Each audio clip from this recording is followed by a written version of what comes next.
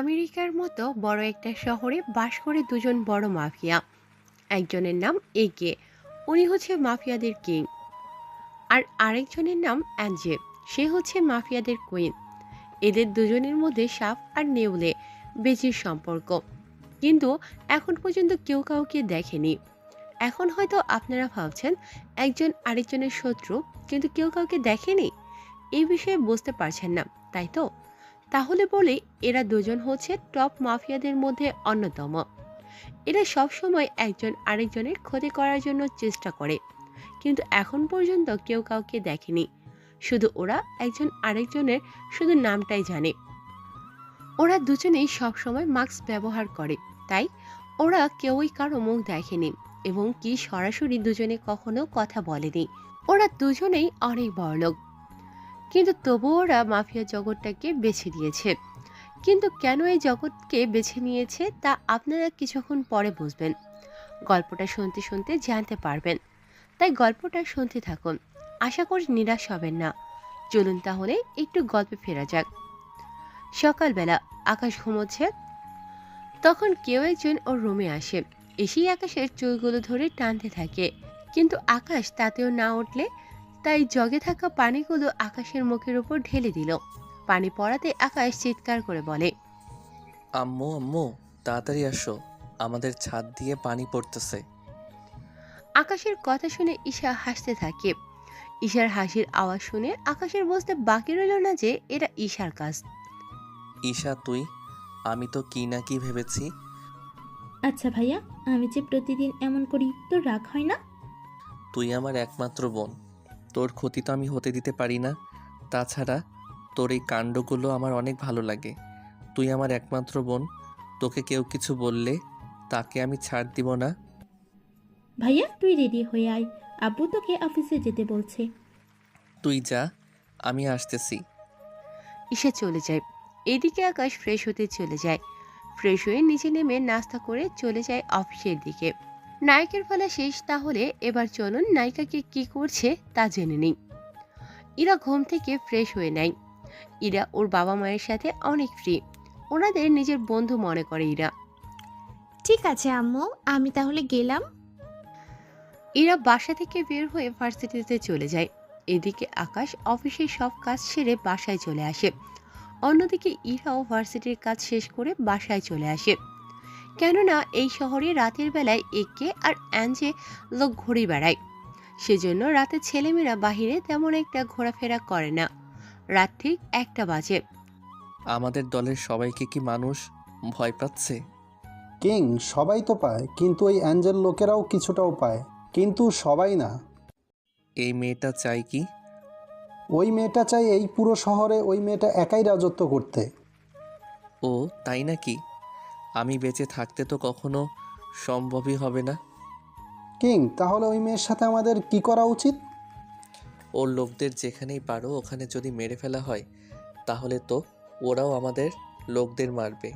তাহলে এখন কি করা যায়, এটাই ভাবতে হবে। বস, আমি একটা নতুন খবর পেয়েছি। কি খবর? তাড়াতাড়ি বল। কিং, এই শহরে নাকি আরও একটা নতুন গ্যাং এসেছে।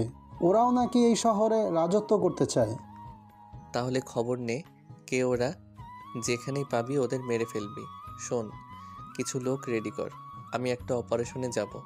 সেজন্য 10 জন লোক রেডি হতে বল, সাথে 2টা গাড়ি। আমি এখনই রেডি হতে বলছি, আপনি নিজেও তৈরি হয়ে নেন। রাশিদকে কিছু লোককে রেডি হতে বলে। অন্যদিকে আকাশ নিজেও রেডি হয়ে নেয়। 10 মিনিট পর ওরা গাড়িতে করে একটা জঙ্গলের ভিতরে ঢুকে যায়। জঙ্গলের ভিতর একে একটা পুরনো বাড়িতে ঢুকে। বাড়িটা অনেক পুরনো হলেও কিন্তু বাড়ির ভিতরে সবকিছু অনেক নতুন, একেবারে যাকে পুরনোর ভিতর গুপ্তধন। ওই রুমে গিয়ে আকাশ একটা হাত দিলে নিচের ফ্লোরটা আস্তে আস্তে নিচের দিকে যেতে থাকে। প্রায় 20 ফুট নিচে গিয়ে এটা থেমে যায়। ওরা ওখান থেকে আন্ডারগ্রাউন্ডের ভিতরে প্রবেশ করে। ওখানে ওদের বন্দুক, বোমা এবং যাবতীয় যা যা লাগে সবকিছু ওরা এখান থেকে নিয়ে যাবে। বয়েস, তোমাদের যা যা হাতিয়ার লাগবে সব এখান থেকে নিয়ে চলো, কারণ আমরা একটু পর একটা মিশনে যাব। তাই নিজেদের রক্ষা এবং শত্রুদের মারার জন্য প্রয়োজনীয় হাতিয়ারগুলো নিয়ে নাও। একের কথায় ওর লোকগুলো যা কিছু লাগবে তা ওখান থেকে নিয়ে নেয়। ওদের সব কিছু নেওয়া হয়ে গেলে একে ওদের নিয়ে বেরিয়ে পড়ে সমুদ্রের ধারে। কেননা এই সমুদ্রের ধারেই দিয়ে অ্যাঞ্জেল লোকেরা এই জায়গা দিয়ে নিয়ে যাবে ওদের মালপত্র। তাই একে এখানে ওর লোকদের নিয়ে এসেছে, যাতে করে এনজে এর মালপত্রগুলো নিজের কন্ট্রোলে নিয়ে যেতে পারে। সেজন্য ওরা চুপটি মেরে বসে থাকে, কখন এখানে লঞ্চ নামাবে আর কখন ওরা আক্রমণ করতে পারবে। এদিকে 30 মিনিট পর দুটো লঞ্চ এসে সমুদ্রের ধারে পৌঁছায়। ওখান থেকে অ্যাঞ্জেলোক এই মালপত্রগুলো গাড়িতে ওঠাতে থাকে। বস চলুন এবার ওদের উপর হামলা করি। এখন না, কারণ এখন হামলা করলে ওরা লঞ্চ নিয়ে পালিয়ে যেতে পারবে। তাই সবগুলো মাল ওরা গাড়িতে তুললেই আমরা হামলা করব। তার আগে গাড়িগুলোর চাকা গুলি করে ব্লাস্ট করে দে, এতে করে ওরা এখান থেকে যেতে পারবে না। একের কথায় রাশেদ চাকায় গুলি করে, এতে চাকাগুলো নষ্ট করে দেয়। গাড়িতে সব মাল উঠানো হয়ে গেলে এবার একে ওর সব লোকদের নিয়ে আক্রমণ করতে থাকে। আক্রমণের মধ্যে দিয়ে এজে লোক এজেকে খবর দিয়ে দেয় যে একে ওর লোক নিয়ে আক্রমণ করেছে। কি? ওই একে এত সাহস আমার জিনিসের উপর হাত দেয়, তাই না? তোরা অপেক্ষা কর, আমি আসতেছি। এইদিকে ওদের মধ্যে যুদ্ধ হতেই থাকে। এক প্রকারের কেউ কারো থেকে কম না। দুই দলের প্রায় অনেক লোক মারা গিয়েছে, কিন্তু কিছুক্ষণ পরে আরো কয়েকটা গাড়ি আসতে একে লোক নিয়ে চলে আসে। কেননা এখন ওদের সাথে পারা যাবে না, কারণ একের দলের মধ্যে 3-4 জন বেঁচে আছে, কিন্তু ওদের দলের আরো 15 জনের মতো লোক চলে আসাতে একে ও লোকদের নিয়ে চলে যায়। কোথায় ওই একের লোক যে আমার জিনিসের উপর হাত দেয়? কোন সাহসে? কুইন, একে ওর লোক নিয়ে পালিয়ে গিয়েছে, কারণ ওদের দলের অনেক লোককেই আমরা মেরে ফেলেছি। তাই যখন আপনি লোক নিয়ে এসেছেন, এতে করে একে পালিয়ে গেল। শালিকের কথা শুনে অ্যাঞ্জে ভাবতে থাকে। সত্যি কি একে এই জন্য পালিয়ে গেল, নাকি আমি আসতে চলে গিয়েছে? কারণ এরকম অনেকবার হয়েছে, আমি যেখানেই যাই না কেন একে নিজে থেকে ওখান থেকে চলে যায়। কারণ ওই একে তো ইচ্ছে করলে আমাদের সবাইকে এখানে একাই মেরে ফেলতে পারতো। তাহলে কিছু না করে কেন এইভাবে বারবার চলে যায়? কি ভাবছেন কুইন? কিছু না, ওরা যেহেতু চলে গিয়েছে তাই গাড়িগুলো নিয়ে গোডাউনে চলে এসো, আর তার আগে এগুলোর চাকা ঠিক করে নাও, কেমন? কথাগুলো বলে অ্যাঞ্জে চলে আসে ওখান থেকে। এদিকে একে ও লোকদের নিয়ে চলে আসে আগের আস্তানায়। আস্তানায় সে রাশেদ বলে ওঠে। কিং একটা কথা বলবো কি? তাড়াতাড়ি বলে শেষ কর, আমাদের এখান থেকে যেতে হবে, ভোর হয়ে আসতেছে। কিং বলছিলাম কি, আমরা তো ইচ্ছে করলে ওদের বাকি লোকদেরও ওখানে মেরে ফেলতে পারতাম, কিন্তু আপনি ওখান থেকে বারবার ওই কুইনকে দেখলে কেন চলে আসেন? এই প্রশ্নের উত্তর আমার নিজের কাছে অজানা, তাই অনেক লেট হয়ে যাচ্ছে, এখান থেকে যেতে হবে। একে ওর লোকজনদের নিয়ে ওখান থেকে বের হয়ে বাসায় চলে যায়। পরের দিন সকালে আকাশ রেডি হয়ে ঈশার রুমে যায়। আজকে আকাশ ঈশার রুমে এসে দেখে ঈশা ঘুমোচ্ছে, তাই আকাশ ঈশাকে ওঠানোর জন্য ওর মুখে পানি ঢেলে দিল। পানি মুখে পড়াতে ঈশার ঘুম ভেঙে গেল এবং সামনে তাকিয়ে দেখে আকাশ হাসতে থাকে। ঈশা এটা দেখে বলে ওঠে। ভাইয়া ভালো হচ্ছে না কিন্তু। আমার মুখে পানি ঢালার সময় মনে থাকে না তোর? আর মারছি না, আমি উঠতেছি। তাড়াতাড়ি নিচে নাম। তুই কি যাবি একটা জায়গায়? ভাইয়া কোথায় যাবি? আয়, তাহলেই বুঝতে পারবি। আমি নিচে গেলাম, তুই আয়। আকাশ নিচে চলে যায়। অন্যদিকে ঈশা ফ্রেশ হয়ে তাড়াতাড়ি করে নিচে নেমে যায়। ঈশা নামলে ওরা দুজনেই নাস্তা করে নেয়। নাস্তা করা শেষ হলে আকাশ ঈশাকে নিয়ে বেরিয়ে পড়ে ওদের অফিসে। ভাইয়া আমরা অফিসে কেন এসেছি? আসলেই তো বুঝতে পারবি। তুই বললে কি হয়? তুই আমার সাথে চল, তাহলেই হবে। আকাশ ঈশাকে নিয়ে অফিসে চলে যায়। অফিসে ওর আব্বুর সাথে দেখা করে। তখন ওখানে ওদের উকিল আঙ্কেলও ছিল। ঈশা ওর আঙ্কেলের মাধ্যমে জানতে পারে ঈশার বাবা ওনার পুরো সম্পত্তির অর্ধেক আকাশের নামে আর বাকি অর্ধেক ঈশার নামে করে দিতে চাইছে।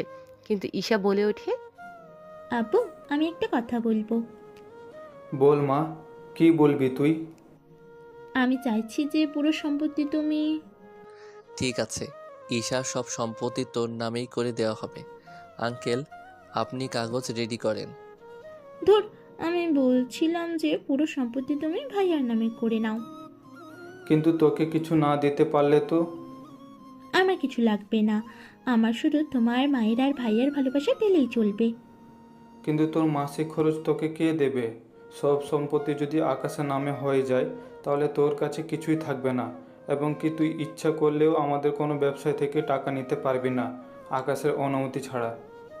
বাবা, তুমি তাহলে জানো না ভাইয়া আমাকে একটা ক্রেডিট কার্ড করে দিয়েছে, তাছাড়া নগদও কিছু পাউন্ড আমাকে দেয়, তা তুমি জানো না। এই জন্য তুই আমার কাছ থেকে কখনো পাউন্ড চাইতি না? হ্যাঁ, কারণ আমার সব খরচ ভাইয়া দেয়, তাই আমি সম্পত্তি দিয়ে কি করব? তাছাড়া বিয়ের পর তো আমি আর একটা বাড়িতে চলে যাব, তাই আমার কিছু লাগবে না। কিন্তু ঈশা, তবুও কিছু তো তুই রাখ। দেখ ভাইয়া, আমার কিছু লাগবে না, কারণ সম্পত্তি থাকলে তুই আমাকে আর পাউন্ড দিবি না, কারণ তখন বলবি তোর কাছে পাউন্ড আছে, তাহলে আমার কাছে কেন চাইছিস? তাই আমি চাই তুই আমার আগের ভাইয়া হয়ে থাক। এরপর ঈশা যখন সম্পত্তি নেবে না, তখন সবকিছু আকাশের নামে করে দেওয়া হলো। আকাশ, তাহলে তুই ঈশাকে বাড়িতে পৌঁছে দে। না বাবা, আমি ওকে ভার্সিটিতে দিয়ে আসবো। না ভাইয়া, তুই আমাকে নিয়ে এখন ঘুরতে যাবি। ঠিক আছে, চল তাহলে আমার সাথে। ঠিক আছে ভাইয়া, চল। আব্বু, আমি গেলাম ভাইয়ার সাথে, ফিরতে দেরি হবে, বকা দিও না কিন্তু। আর আম্মুকে তুমি কিন্তু বলে দিবে আমি ভাইয়ার সাথে আছি। ঠিক আছে, তুই যা, আমি তোর আম্মুকে কল দিয়ে জানিয়ে দিব। ঈশা আকাশের সাথে চলে যায়। গাড়িতে ঈশা শুধু পটর পটর করতেই থাকে, আকাশ গাড়ি চালাতেই থাকে। গাড়ি চালানোর কিছুক্ষণ পরেই গাড়ি ট্রাফিক সিগন্যালে আটকে গেল, তাই ঈশা বাইরের দিকে দেখতে থাকে। তখন আকাশও বাইরে দেখতে থাকে। তখন অন্য একটা গাড়ি ঈশা একটা মেয়েকে দেখতে পায়। মেয়েটার শুধু হাত দেখা যাচ্ছে, কেননা হাতটা গাড়ির জানালার বাইরে ছিল, তাই হাত দেখতে পেয়েছে। হাতে ছিল চুড়ি, চুড়িগুলো দেখতে অনেক সুন্দর ছিল। ঈশাকে এমন করে বাইরে তাকাতে দেখে আকাশ প্রশ্ন করে, কি দেখছিস এমন করে বাহিরে ঈশা? ওই দেখ, মেয়েটির হাতে চুড়িগুলো অনেক সুন্দর, আমাকে এইগুলো কিনে দিবি? কোনগুলো ঈশা? ওই দেখ ভাইয়া। ঈশার কথায় আকাশ বাহিরে তাকায়। তখন আকাশ মোবাইল দিয়ে ছবি তুলে নেয় আর বলে, ছবি তুলে নিয়েছি, এখন শুধু এটা পেলেই হবে। ভাইয়া, তবে যাই বলিস না কেন, মেয়েটা কিন্তু অনেক সুন্দর, ভাইয়া তোর সাথে মানাবে। চেহারাটাই তো দেখতে পেলি না তুই, না দেখে কি বলছিস এমন করে? ভাইয়া সিগন্যাল শেষ, এবার চল। আকাশ নিয়ে যেতে থাকে, সাথে আকাশও। মেয়েটার গাড়ি যেদিকে যাচ্ছে আকাশও গাড়ি ওই দিকেই নিয়ে যাচ্ছে। এই দেখে ঈশা বলে ওঠে, ভাইয়া তুই কি ওই মেয়েটাকে ফলো করছিস? আমি কেন ফলো করব? আমি তো এমনি এমনি নিয়ে যাচ্ছি। বুঝি বুঝি, আমি সবই বুঝি, ডাল মে কুছ কালা হ্যায়। ওই, তুই চুপ করবি? এবার নাম। ভাইয়া আমরা কোথায় এলাম? এটা তো শপিং মল। হ্যাঁ, তোকে নিয়ে এখানেই আসার কথা ছিল। তুই দাঁড়া এখানে, আমি গাড়িটা ভিতরে রেখে আসতেছি, তারপর তোকে এই চুড়িটা কিনে দিব। তাড়াতাড়ি আসিস কিন্তু ভাইয়া। আকাশ গাড়ি পার্কিং লপে রাখতে চলে যায়। অন্যদিকে ঈশা শপিং মলের ভিতরে ঢুকে যাবে। ওখানে কিছু বকাটে ছেলে মেয়েকে টিস করছে, যার শিকার আকাশের বোন ঈশাও হয়েছে। ঈশা কোথাও না গিয়ে ওখানে দাঁড়িয়ে থাকলো। 5 মিনিট পর আকাশ আসলো। আকাশ এসে দেখলো যে ঈশা দাঁড়িয়ে আছে মন খারাপ করে। তখন আকাশ বলতে লাগলো, কি হয়েছে ঈশা? এই ছেলেগুলোকে মারলো কে? ভাইয়া ওরা আমাকে বাজে কথা বলেছিল, তখন একজন আপু এসে ওদের মেরেছে। যাক, তাহলে আমাকে কষ্ট করতে হয়নি। তবুও ওদের কিছু কথা বলে আসি। ঈশার কাছ থেকে গিয়ে ওদের কাছে যায় আর বলে, তোদের এত বড় সাহস, আমার বোনকে বাজে কথা বলেছিস। ভাগ্য ভালো আগেই মার খেয়েছিস, নয়তো আমি মরলে বাঁচতে দিতাম না। তাই ভালো চাস তো এখান থেকে কেটে পড়।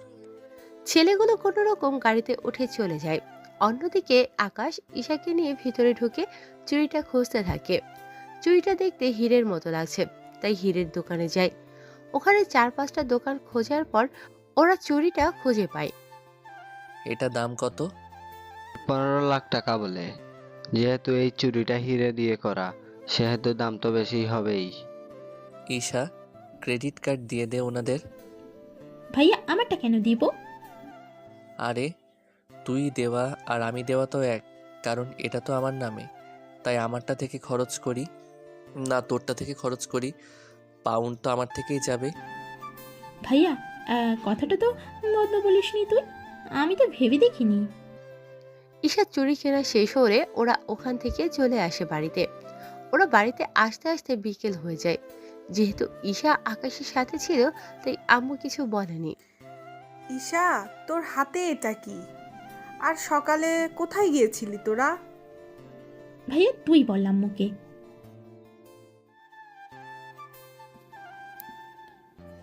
দেখি তো চুড়িগুলো। ঈশা পকেট থেকে চুড়ি বের করে দেখায় তার আম্মুকে। তার আম্মু বলে ওঠে, এগুলো তো হীরের। এত দামি চুড়ি হাতে দিলে যদি চুরি হয়ে যায়, তাছাড়া ওকে এত দামি জিনিস কিনে দিবি না। একটা মাত্র বোন আমার, ওকে না কিনে দিলে আর কাকে কিনে দিব? তোর আদরে ও বাদর হয়ে যাচ্ছে। যা, এবার ফ্রেশ হয়ে আয়, আমি খাবার দিচ্ছি। ঈশা, আজ থেকে এই চুড়িগুলো হাতে দিবি। ঠিক আছে ভাইয়া। ওরা উপরে চলে যায়। কিছুক্ষণ পর নিচে নামে, খাবার খেয়ে যে যার রুমে চলে যায়। এইদিকে রাত হতেই কিং আর কুইনের জগৎটা শুরু হয়। কেননা কিং আর কুইন ওরা দুজনেই রাতে ওদের কাজকর্মগুলো করতে থাকে, যেমনটা আজ রাতেও করবে। তবে আজ রাতে ঠিক তার উল্টো হতে চলেছে। কেননা আজ রাতে ওরা দুজনেই দুইটা মিশনে যাবে, তবে তা অন্য মাফিয়াদের বিরুদ্ধে। তাই একে ও লোক নিয়ে বেরিয়ে পড়ে, অন্যদিকে এনজে ও লোক নিয়ে বেরিয়ে পড়ে। রাত ঠিক 1টা বাজে তখন। শুরু হয় কিং আর কুইনের মৃত্যুর খেলা। কিং চলে যায় অন্য আরেকটা জায়গায়, যেখানে শুধু ঘন জঙ্গল আর জঙ্গল।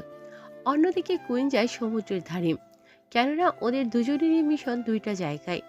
তাহলে এখন চলুন ওদের এই মিশন সম্পর্কে আমি আলাদা আলাদাভাবে বর্ণনা দিয়ে দেব। তাহলে আগে কিং এর মিশন সম্পর্কে বর্ণনা দেই, তারপর দেব কুইনের।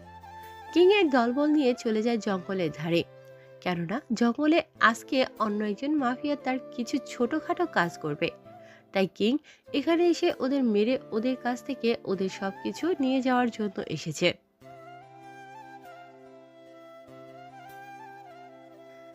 কিং এর কথায় ওর সব লোক পজিশন নিয়ে নেয়। কিছুক্ষণ পর ওই লোকগুলো মাল নিয়ে জঙ্গলের ভিতর দিয়ে আসছিল, তখন ওদের উপর হামলা করে সবকিছু নিয়ে নেয় ওদের কাছ থেকে। এই তোরা সাবধান, ওদের কাছে আরো লোক থাকতে পারে, তাই সাবধানে যাবি যাতে করে কোনো অসুবিধা না হয়, এবং এটাও দেখবি গাড়িতে কিছু আছে কি না। কিং এর কথা মতো দুটো লোক গিয়ে দুটো গাড়ি চেক করতে থাকে। দুটো গাড়ি চেক করে ওরা কোনো কিছু পেল না, কেননা গাড়ি দুটো পুরোই খালি। কিন্তু সবচেয়ে আশ্চর্য কথা হলো গাড়িতে মাত্র ড্রাইভার ছাড়া অন্য কোনো লোক নেই। কিং, গাড়ি তো পুরো ফাঁকা, তাছাড়া গাড়িতে 1 টাকার মালও নেই। কি বলছিস কি? তাহলে কি এটা কুইনের কাজ? কুইনের কাজ মানে? হ্যাঁ, কুইনের কাজ, কারণ ও হয়তো ওদের কল দিয়ে আমাদের প্ল্যানের ব্যাপারে জানিয়ে দিয়েছে, তাই ড্রাইভার ছাড়া আর কোনো লোক নেই, তার উপর ট্রাক খালি। তাহলে কি এটা কোনো ট্র্যাপ আমাদের জন্য? এই তোরা গাড়িগুলো চেক করে দেয় কোনো বোমা আছে কিনা, দ্রুত। কিং এর কথায় ওরা গাড়িগুলো চেক করে গাড়ির নিচে বোমা দেখতে পায়। বোম কিছুক্ষণ পরেই ফাটবে, তাই কিং এর লোকদের নিয়ে তাড়াতাড়ি করে ওই জায়গা থেকে চলে যায়। কিং যাওয়ার 1 মিনিট পর ওই ট্রাকগুলো বোমের আঘাতে নষ্ট হয়ে যায়। এতে করে কিং এর অনেক রাগ হয়, কারণ কুইনের জন্য এত বড় একটা চালান কিং মিস করে ফেলেছে। অতঃপর কিং বলে ওঠে, এইদিকে কিং এর কাহিনী শেষ। অন্যদিকে এবার কুইনের কাহিনী শুরু। কুইন সমুদ্র ধারে বসে আছে, কখন জাহাজ আসবে আর কখন কুইন সে জাহাজ থেকে মালগুলো নিয়ে নেবে, এটাই চিন্তা করছিল কুইন। অতঃপর কুইনের ডান হাত শাকিল বলে ওঠে, কুইন, ওদের জাহাজ কতক্ষণে আসবে? কারণ 1 ঘন্টা হয়ে গেল, জাহাজ আসার কোনো নাম নেই। আমিও তো সেটাই ভাবছি। আচ্ছা, কিং যে ওই লোকদের নিয়ে জঙ্গলে গেল, ওখানে তো কিছুই পাবে না, কিন্তু এই যে জাহাজটা আসছে না, এটা কিং এর কোনো চাল নয় তো? কুইন, হতে পারে, কারণ ওরা যখন কিছু পায়নি তাহলে ওরা হয় তাহলে ওরা হয়তো আমাদের কিছু পেতে দিবে না। এই কিংয়ের জন্য আমার অনেক ক্ষতি হচ্ছে। তা ঠিক, কিন্তু এই কুইন ইচ্ছে করলে ওই দিন আমাদের মেরে ফেলতে পারতো, কিন্তু কোনো কিছুই সে করেনি। এর কারণও আমাদের অজানা। আমিও তাই ভাবছি, কিং হয়তো আমাদের দয়া দেখাচ্ছে, কিন্তু যখন আমাদেরও সময় আসবে তখন দেখে নিব সব। কুইন, এখন তাহলে কি করবেন? এখানে থাকবেন নাকি বসে থাকবেন? এখানে যখন এসেছি তখন একটু সমুদ্রের হাওয়া গায়ে চুয়ে নেই। তাই লোকদেরকে সজাগ থাকতে বলো, কারণ বলা তো যায় না কোন দিক থেকে হামলা হয়। ঠিক আছে কুইন, আমি লোকদের সাবধানে থাকতে বলছি। এরপর শাকিল ওদের বাকি লোকদের কাছে যায় এবং ওদের গিয়ে বলে, তোমরা সাবধানে থাকবে। কুইন আরও কিছুক্ষণ এইখানে থাকবে, তাই তোমরা একটু সাবধানে থাকবে, যাতে করে কোনো বিপদ হলে তার মোকাবেলা করতে পারো। শাকিল কথাগুলো বলে চলে আসে। এভাবে 1 ঘন্টা থাকার পর কুইন ওখান থেকে চলে আসে। এতক্ষণ আপনারা ওদের দুজনের মিশন সম্পর্কে জানলেন। এবার তাহলে চলুন গল্পে ফেরা যাক।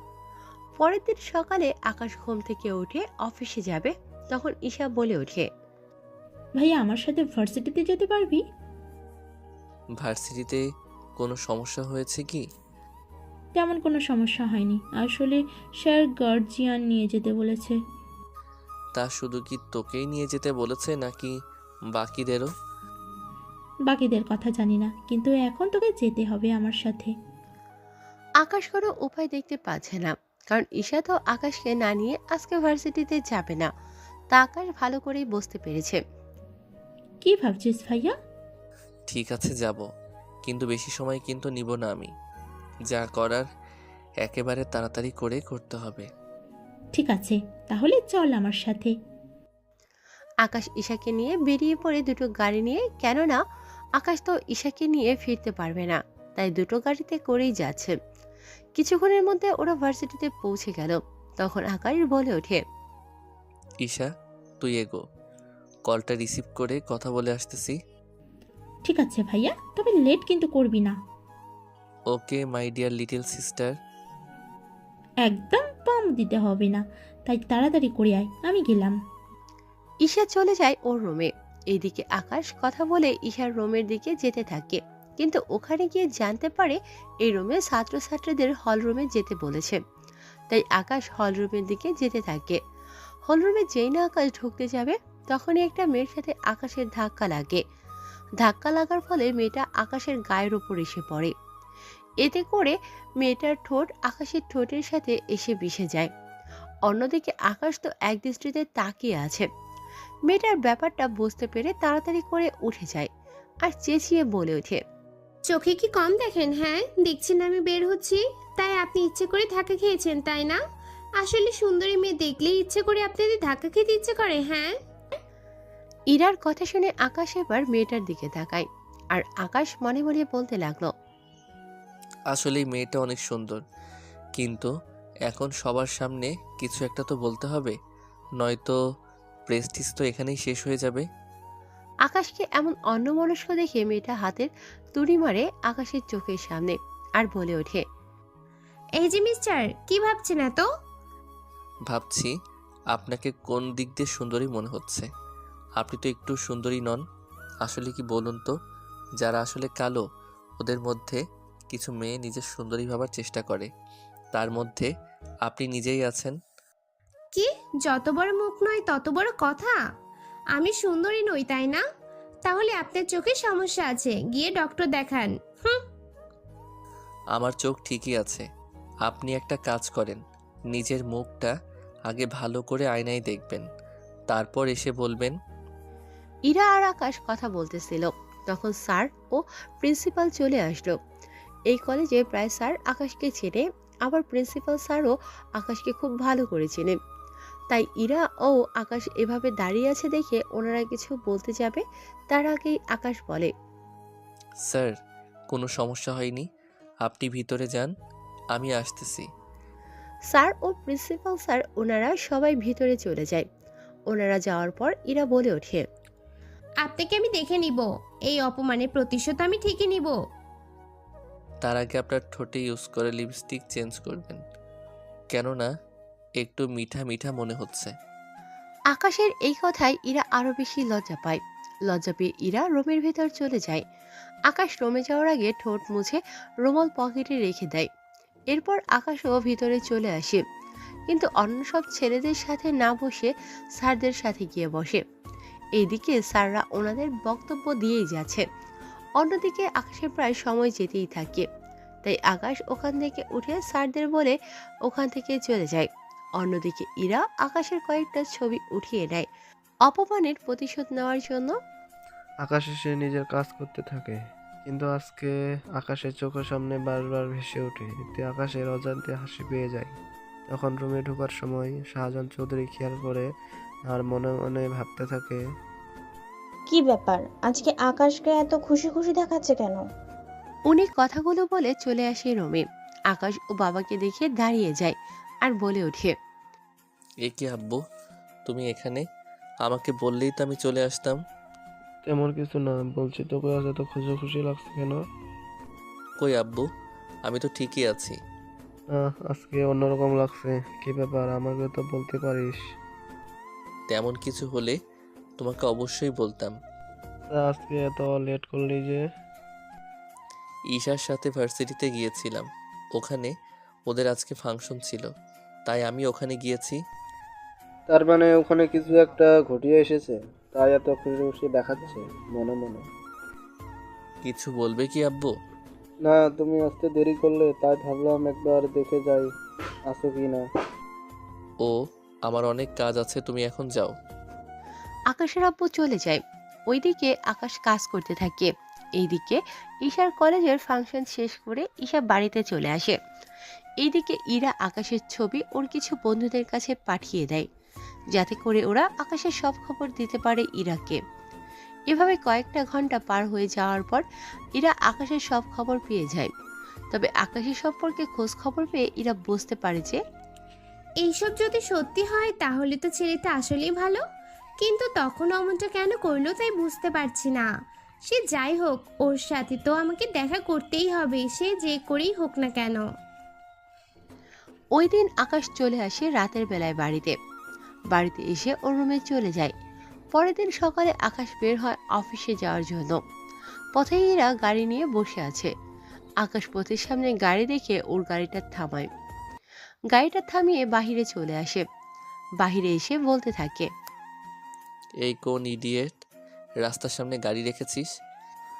আকাশ কয়েকবার বলার পরও কেউ জবাব দিচ্ছে না। তাই আকাশ গাড়িটার কাছে যায় দেখার জন্য গাড়ির ভিতরে কেউ আছে কিনা তা দেখার জন্য। গাড়ির ভিতরে তাকিয়ে দেখে একটা মেয়ে শুয়ে আছে মুখে টুপি দিয়ে, তাই মেয়েটার মুখ দেখতে পারছে না। কে আপনি? এভাবে পথের মধ্যে গাড়ি আটকে রেখেছেন কেন? আমার ইচ্ছে হয়েছে সেজন্য রেখেছি, তাতে আপনার কি? আমার কি মানে? এভাবে গাড়ি রাখলে আমি যাব কি করে অফিসে? কি করে আবার আমার গাড়িতে করে যাবেন? মাথা খারাপ কি আপনার? আমার গাড়ি থাকতে আমি আপনার গাড়িতে করে যাব? গাড়ি ঠিকই আছে, কিন্তু গাড়ির চাকাতে কোনো হাওয়া নেই। ইরার কথা শুনে আকাশ গাড়ির কাছে গিয়ে চেক করতে থাকে সত্যি কিনা। গাড়ির 4টা চাকা চেক করে দেখে পেছনের 2টো চাকাতেই হাওয়া নেই। তাই আবার ও ইরার গাড়ির কাছে আসে। আমার কথা বিশ্বাস হলো না তো? এবার কি বিশ্বাস হয়েছে? হুম। আপনি এমনটা কেন করলেন? কারণ আপনি এখন আমার সাথেই যাবেন, আমি যেখানে নিয়ে যাব সেখানে। আমি কোনো অপরিচিত মেয়ের সাথে কোথাও যাব না। তাছাড়া আমি কল দিয়ে অন্য আরেকটা গাড়ি আনিয়ে নিচ্ছি। তাতেও কাজ হবে না, কারণ এখানে নেটওয়ার্ক জেমার লাগানো আছে। এখান থেকে 500 মিটার পর্যন্ত কেউ কারো মোবাইলে নেটওয়ার্ক পাবেন না। আর আপনি তো নেটওয়ার্ক জেমারের কাছেই, তাই আপনার তো প্রশ্নই ওঠে না পাওয়ার। ইরার কথায় আকাশ মোবাইল চেক করে দেখে আর বলে ওঠে, সত্যি দেখে নেটওয়ার্ক নেই। নেটওয়ার্ক খুঁজে পেলেন না তো? হুম। আচ্ছা, আপনি আসলে চানটা কি? আর মুখটা এভাবে ঢেকে কেন রেখেছেন? মুখটা দেখাবো তার আগে আপনি গাড়িতে উঠে বসেন। তাছাড়া এখান থেকে আপনি কোনো গাড়ির সাহায্যও নিতে পারবেন না, কারণ সেই পথও নেই। হুম। এইদিকে আকাশ বাহিরে থেকে একটু গরম লাগছে, তাই কোনো উপায় না পেয়ে গাড়িতে উঠে বসে। আকাশ গাড়িতে বসলে ইরা মুখে থেকে টুপিটা সরিয়ে ড্রাইভিং সিটে গিয়ে বসে। ওখান থেকে গাড়ির সব দরজা ইরা লক করে দেয়, যাতে করে আকাশ শত চেষ্টা করলেও যেন দরজা খুলে বের হতে না পারে। তার ব্যবস্থাই ইরা করে ফেলে। আকাশ এবার ইরার মুখের দিকে তাকিয়ে আছে আর বলে ওঠে, আসলে আপনি এখানে কেন? আমাকে কোথায় নিয়ে যাচ্ছেন? চিন্তা করবেন না, আমি প্রতিশোধ নিতে আসিনি। আমি এসেছি আপনার সাথে কয়েকটা ঘন্টা সময় কাটানোর জন্য। আমার সাথে সময় কাটিয়ে আপনার কি লাভ এতে? লাভ ক্ষতির হিসেব পরে দেখব, এখন আপনার নামটা বলেন। আমার সম্পর্কে সব তথ্য না নিয়ে আশা করি আপনি এত প্ল্যান করেননি। ঠিক ধরেছেন, আপনার সম্পর্কে সব তথ্য নিয়ে আমি সব প্ল্যান করেছি। তবুও আপনার মুখ থেকে আপনার নামটা শুনতে চেয়েছি। আমি আকাশ চৌধুরী। আচ্ছা, আপনি নিজের নামটা বললেন অথচ আমার নামটা জানতে চাইবেন না? আমি অপরিচিত কোনো মেয়ের সাথে কোনো কথা বলি না। কথা না বললেও বলতে হবে, কারণ আপনার বোন আমার সাথেই পড়ে। তাই আপনি সে সুবাদে আমার সাথে কথা বলতেই পারেন। আচ্ছা ঠিক আছে, আপনার নামটা কি? এমন ভাবে না বলে একটু মিষ্টি ভাবে বলেন। আপনার নামটা কি? আমি ইরা আক্তার, রফিকুল ইসলামের একমাত্র মেয়ে। আরে উনি তো আমার পরিচিত, আমার কোম্পানির সাথে কাজ করে। জানি আমি সব কিছু। এখন এটা তো বলেন আমরা যাচ্ছি কোথায়? একটু চুপ করে থাকেন, তাহলেই বুঝতে পারবেন আমরা কোথায় যাচ্ছি। প্রায় 30 মিনিট পর ওরা একটা পার্কের সামনে আসে। এই পার্কটা হচ্ছে কাপলদের জন্য। পার্কের নাম কাপল পার্ক। এই পার্কে ঢুকতে হলে আপনাকে ছেলে মেয়ে একসাথে ঢুকতে হবে। মানে হলো এখানে কোনো ছেলে একা যেতে পারে না, যেতে হলে মেয়ে নিয়ে যেতে হবে। বাকিটা আপনারাই বুঝে নিন। তখন আকাশ বলে ওঠে, আচ্ছা আমরা এখানে কেন এসেছি? এখানে তো কাপলরা আসে। তা আমাদের দেখি কি কাপল মনে হয় না? কোন দিক দিয়ে মনে হয় কাপল আমাদের? এখন এখানেই কি দাঁড়িয়ে থাকবেন নাকি ভিতরে যাবেন, কোনটা? দেখুন, আমি অপরিচিত মেয়েদের সাথে যেখানে সেখানে কথা বলি না। সেখানে পার্কে যাব। না গেলে এখন জোর করি হলেও নিয়ে যাবে। ইরা এক প্রকারে আকাশকে নিয়ে চলে যায় ভিতরে। ভিতরে গিয়ে আকাশ দেখে পার্কটা অনেক সুন্দর। এখানে প্রতিটা জায়গায় ছেলে মেয়ে বসে আছে। অনেক সুন্দর না ভিতরটা? হ্যাঁ অনেক সুন্দর, কিন্তু এখানে কেমন একটা আনইজি ফিল হচ্ছে। আকাশের কথায় ইরা আকাশের হাতটা জড়িয়ে ধরে, যেমনটা কাপল ও স্বামী স্ত্রী হাঁটে ওইভাবে। এটা দেখে আকাশ বলে ওঠে, আচ্ছা আপনি এভাবে হাত ধরে হাঁটতেছেন কেন? আপনার ভালো লাগছে না বুঝি? আসলে আমি তো কখনো এইভাবে কারোর সাথে কখনো হাঁটিনি। এখন থেকে আমার সাথে হাঁটবেন এইভাবে, কেমন? হ্যাঁ নয় হ্যাঁ, চলুন ওখানে গিয়ে বসি। ইরা আকাশকে নিয়ে ওখানে গিয়ে বসে ওরা কথা বলতেছে। তখনই কয়েকজন ছেলে ঢুকে গেল। সিকিউরিটি গার্ড ওদের আটকায় বলে ওরা সিকিউরিটিকে মেরে ভেতরে ঢুকে। ওখানে ওই ছেলেগুলো বিভিন্ন কাপলদের ডিস্টার্ব করতে থাকে, সাথে বাজে কথাও তো আছে। এই ছেলেগুলো বাকি সব কাপলদের ডিস্টার্ব করে চলে আসে ইরা ও আকাশের কাছে। ইরা ও আকাশের সামনে এসে যেই বাজে কথা বলবে তার আগেই আকাশ একটা চড় দেয় ওখানে থাকা একটা ছেলেকে মারার পর অন্য ছেলেগুলোকে মারতে থাকে। তা দেখে ইরা কিছুটা অবাক হয়, কেননা আকাশকে বাজে কথা বলেছে কিন্তু ওদের কিছু বলেনি। যে ইরাকে বলেছে তখনই আকাশ ওদের মারে। ইরা দাঁড়িয়ে দাঁড়িয়ে দেখতেছে, কারণ আকাশের শরীরে প্রচুর পরিমাণে শক্তি আছে, যা ইরা ভালো করেই জানে, কেননা আকাশের জিম করা বডি দেখলেই বোঝা যায় তা। ওদেরকে মেরে আকাশ ইরার কাছে আসে। অতঃপর আকাশ বলে ওঠে, আপনি দুঃখ পাবেন না ওদের কথায়। ওরা তো বাজে ছেলে, তাই বাজে বাজে কথা বলবে। এই নিয়ে আপনি মন খারাপ করবেন না। আকাশের এমন কথায় ইরা আকাশকে জড়িয়ে ধরে। এইটা দেখে আকাশ বলে ওঠে, কি করছেন কি আপনি? আপনাকে জড়িয়ে ধরেছি, আর তো কিছু করিনি। এইদিকে কেউ আকাশকে পেছন থেকে ছুরি মারতে গেলে ইরা ধরে ফেলে আর বলে ওঠে, ছুরি ধরার কারণে এতে করে ইরার হাত থেকে রক্ত পড়তে থাকে। ইরার মুখে শব্দটা শুনে আকাশ ইরাকে ছাড়িয়ে নিলে দেখে ইরার হাত দিয়ে রক্ত পড়ছে। তাই আকাশ তাড়াতাড়ি নিজের শার্টটা খুলে ইরার হাত বেঁধে দেয়। ইরার রক্ত দেখে আকাশের মাথা খারাপ হয়ে যায়, এতটাই যে আকাশ নিমিষেই ওই ছেলেগুলোকে এমনভাবে মারে যে ছেলেগুলো প্রায় মরে যাওয়ার মতো অবস্থা হয়ে গেছে। অতপর আকাশ রাগী গলায় বলে ওঠে, তোদের এত বড় সাহস! এই বলে আকাশ আবারও তাদের মারতে থাকে। ওদেরকে এভাবে মারতে দেখে ইরা গিয়ে আকাশকে থামায়। আকাশ ওদেরকে মারা বাদ দিয়ে ইরাকে নিয়ে হসপিটালে চলে যায়। হসপিটালে ডক্টর ইরার হাত সেলাই করে দেয়। সেলাই শেষ করে আকাশ ইরাকে নিয়ে চলে আসে হসপিটাল থেকে আর বলে ওঠে, কেন আপনি নিজের ক্ষতি করতে গেলেন? আপনি আমার জন্য যা করলেন তাই কি করে আমি আপনার ক্ষতি হতে দিতে পারি বলেন? তাই বলে নিজের এইভাবে ক্ষতি করবেন? আপনি আমার জন্য করলেন তাই আমি আপনার জন্য করলাম। তাছাড়া ওই ছুরিটা আপনার পিঠে ঢুকে যেত, এতে করে আপনার অনেক বড় ক্ষতি হয়ে যেতে পারত। তাছাড়া আমার শুধু হাতে লেগেছে, কয়েকদিন পর সেরে যাবে। আমি আপনাকে বাড়িতে পৌঁছে দেই, চলুন। এখন বাড়িতে গেলে আব্বু অনেক বকবে, তারপর এমন অবস্থায় দেখলে তো আব্বু হার্ট অ্যাটাক করে মারাই যাবে। তাহলে আপনার কোনো বান্ধবীর বাসায় যেতে পারেন। দেখুন, এত কথা না বলে আপনি এখন আপনার বাড়িতে আমাকে নিয়ে যাবেন, ব্যাস।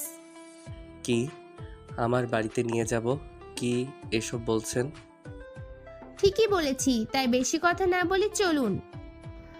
আকাশ কোনো উপায় না পেয়ে ইরাকে তার বাড়িতে নিয়ে গেল। বাড়িতে যাওয়ার পর হলো এক এলাহি কাণ্ড। সবাই একের পর এক প্রশ্ন করেই যাচ্ছে আকাশকে।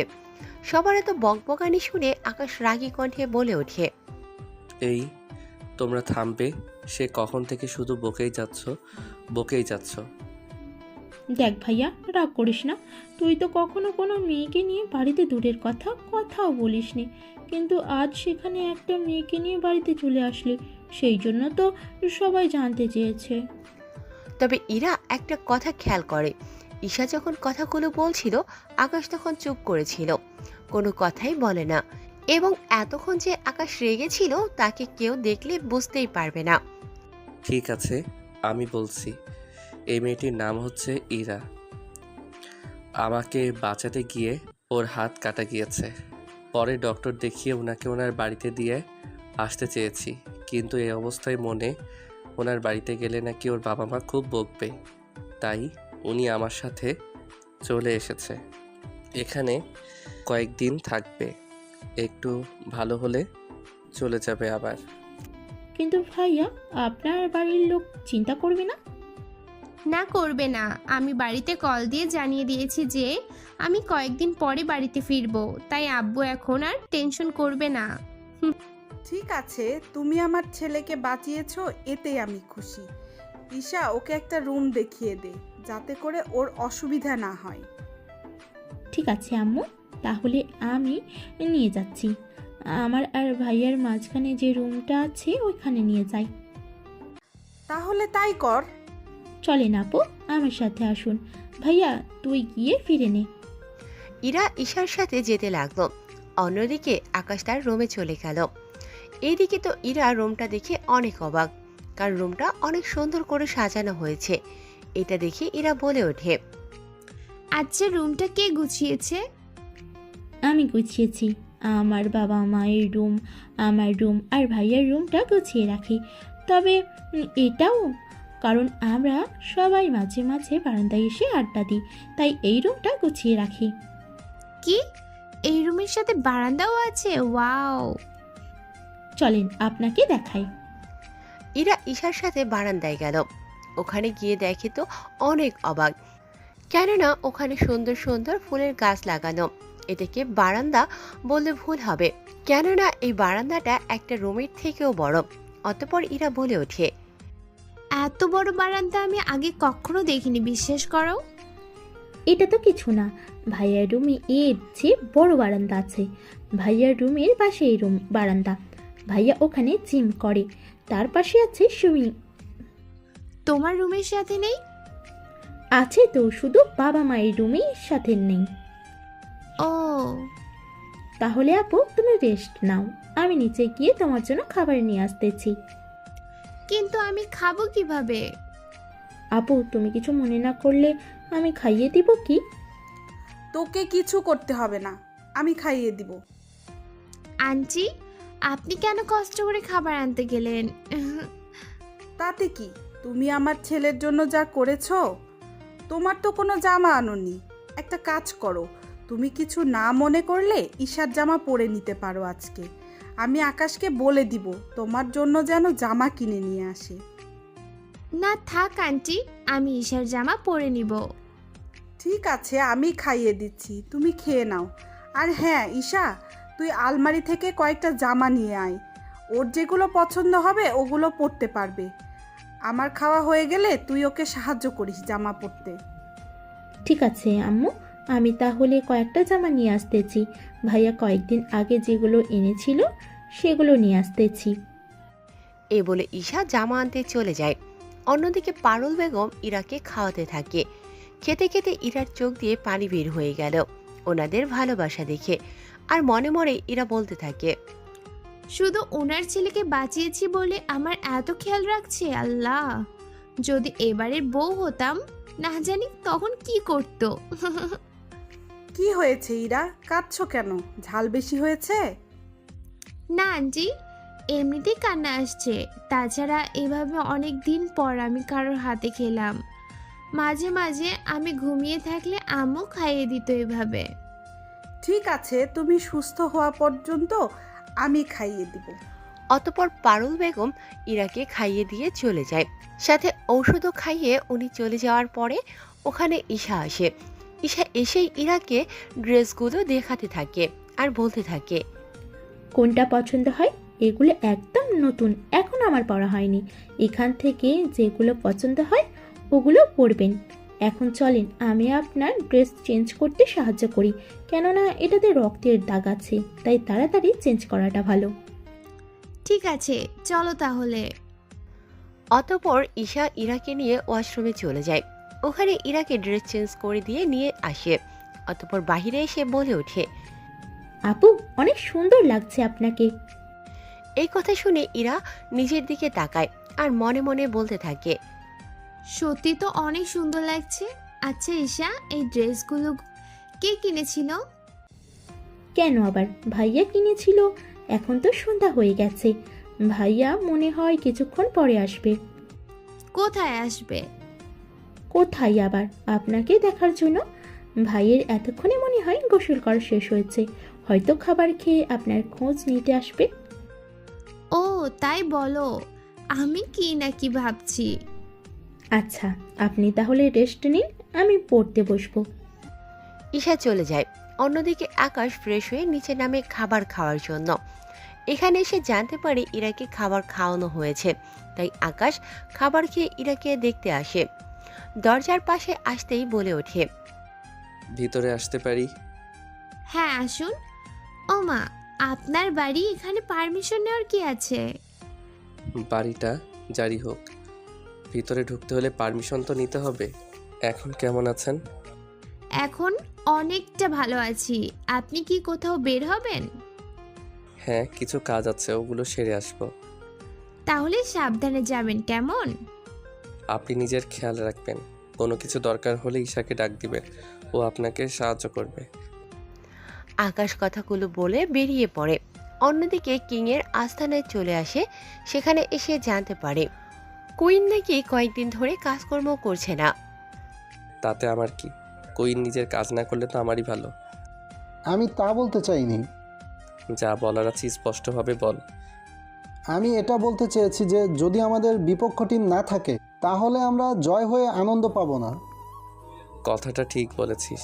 তাহলে একটা কাজ কর, কুইন যতদিন না নিজের কাজকর্ম আরম্ভ করতেছে ততদিন আমরাও না হয় নিজের কাজ অফ রাখি। কিন্তু অফ রাখলেও একটা কথা মাথায় রাখতে হবে। কি কথা কিং? এতে করে আমাদের উপরে অন্য দল হামলা করতে পারে, তাই তোরা সাবধানে থাকবি। যদি এমনটা হয় তাহলে তোরাও ছেড়ে কথা বলবি না। যদি পারিস কুইন এখন কোথায় আছে তা খুঁজে বের কর। চেষ্টা করব কিং। তাহলে আমরা আজকে একটা অন্য মিশনে যাই, চলো সবাই। কিং ওদেরকে নিয়ে চলে যায়। অন্যদিকে ইরা বাড়িতে একা একা বসে আছে, কেননা ওর ঘুম আসছে না, তাই টিভি বসে বসে দেখতে লাগলো। তখনই ইরার ফোনে একটা কল আসে। ইরা কিছুক্ষণ কথা বলে কল কেটে দেয়। ইরা তখন ফোনে কি কথা বলছিল তা আপনারা পরে জানতে পারবেন। এই কিং ওর লোকদের নিয়ে কিছু আস্তানায় হামলা করে ওখানকার অনেক লোককেই মেরে ফেলে। ওদের মারার পর ওখানে কিং কিছু বন্দুক পায়, যা কিনা ওরা অন্য দেশ থেকে এনেছিল। ওই বন্দুকগুলো কিংয়ের লোক নিয়ে আসে। বন্দুকগুলো কিংয়ের আস্তানায় রেখে দিয়ে চলে যায়। পরের দিন সকালে আকাশ ঘুম থেকে উঠে চলে যায় ইরার কাছে। ওখানে গিয়ে দেখে ইরা এখনো ঘুমাচ্ছে, তাই আকাশ ফ্রেশ হতে চলে যায়। ফ্রেশ হয়ে আকাশ নাস্তা করতে আসে। তখন দেখে সবাই নাস্তা করতেছে, কিন্তু ইরা নেই। তাই ঈশা ইরাকে ডাকতে উপরে আসে। ওখানে দেখে ইরা এখনো ঘুমাচ্ছে, তাই ইরাকে ডেকে নেয়। ইরা ঘুম থেকে উঠলে ঈশা ইরাকে ওয়াশরুমে গিয়ে ফ্রেশ হতে আসতে বলে। ইরা ফ্রেশ হয়ে আসলে ঈশা ইরার চুলগুলো ঠিক করে দিয়ে ইরাকে নিয়ে নিচে নেমে আসে। নিচে নেমে ওরা টেবিলে বসে। তখন সবাই খাবার শেষ করে। খাবার শেষ করে আকাশ চলে যায় অফিসে ওর আব্বুকে নিয়ে। বাকি রইল ঈশা। ইরার জন্য সে কয়েকদিন ভার্সিটিতে যায়নি। এভাবে দেখতে দেখতে 7 দিন কেটে গেল। ইরা এখন পুরোপুরি সুস্থ। অতঃপর সে পারুল বেগমকে বলতে লাগলো, আন্টি, একটা কথা বলার ছিল। কি কথা বলো? আন্টি, আমি তো এখন পুরোপুরি সুস্থ, তাই বলছিলাম কি আমি তাহলে বাসায় চলে যাই।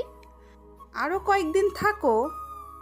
না আন্টি, এমনিতে অনেক লেট করে ফেলেছি, তার উপর আমার নিজেরও অনেক কাজ আছে, তাই এবার চলে যেতে চাই।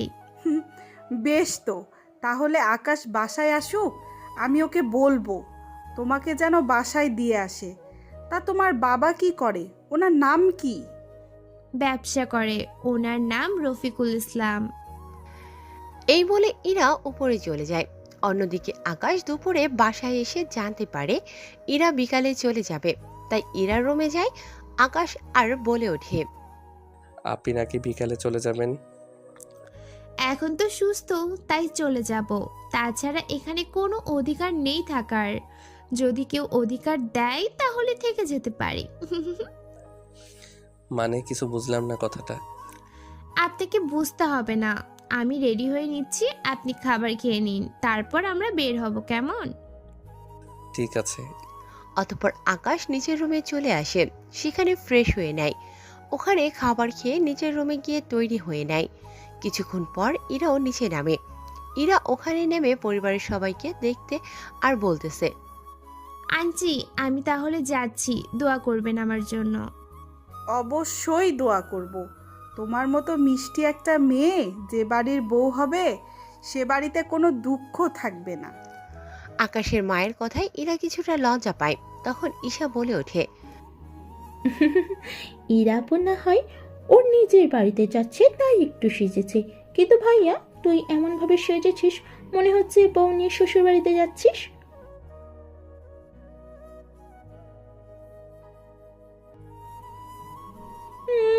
তাহলে তুইও শুনে রাখ, তোর বিয়ে হওয়ার পর যতদিন না পর্যন্ত আমি ফবি ডাক শুনবো ততদিন আমি এই বাড়ি ছেড়ে যাচ্ছি না।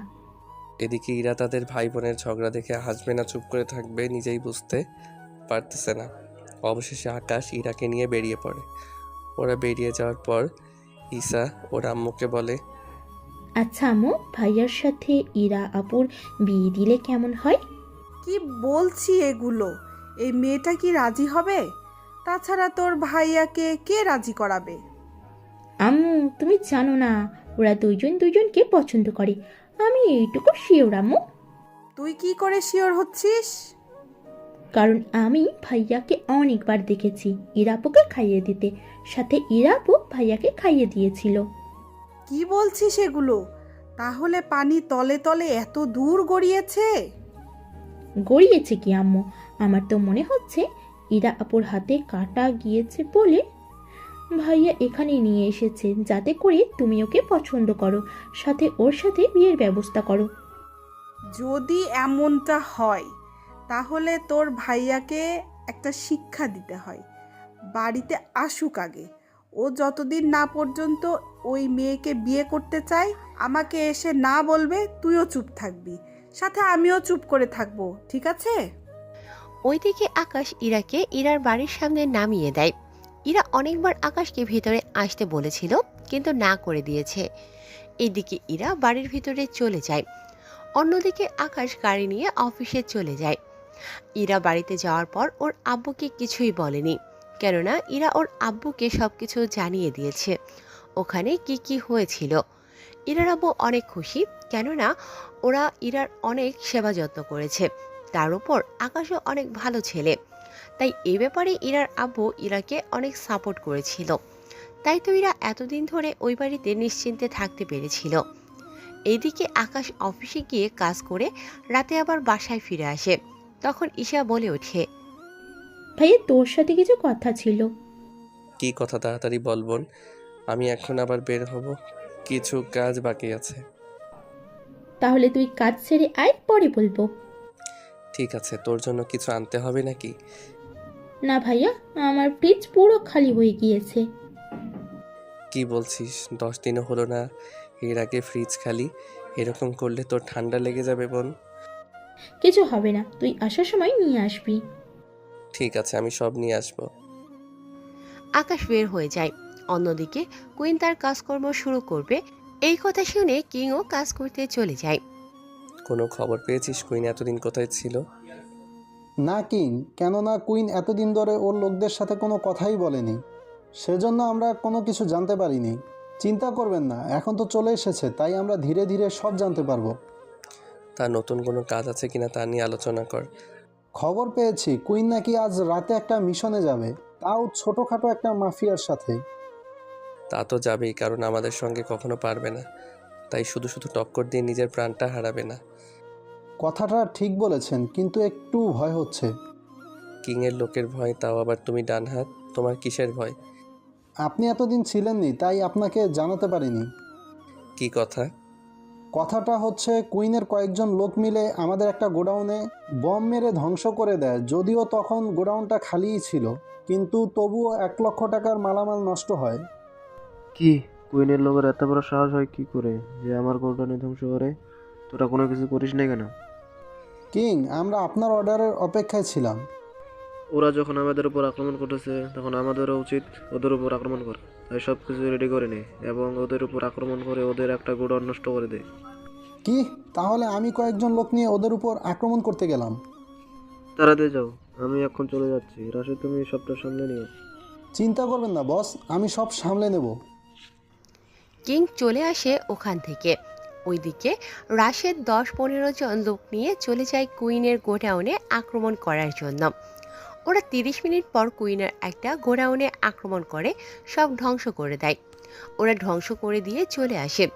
তখন এই খবরটা কুইন জানতে পারে, তাই ও শাকিলের কাছে জানতে চায় কারণটা। শাকিল বল, কিং হঠাৎ করে আমার গোডাউনে কেন আক্রমণ করেছে? কুইন, আসলে আপনি যখন ছিলেন না তখন আমরা আক্রমণ করি কিংয়ের লোকের ওপর।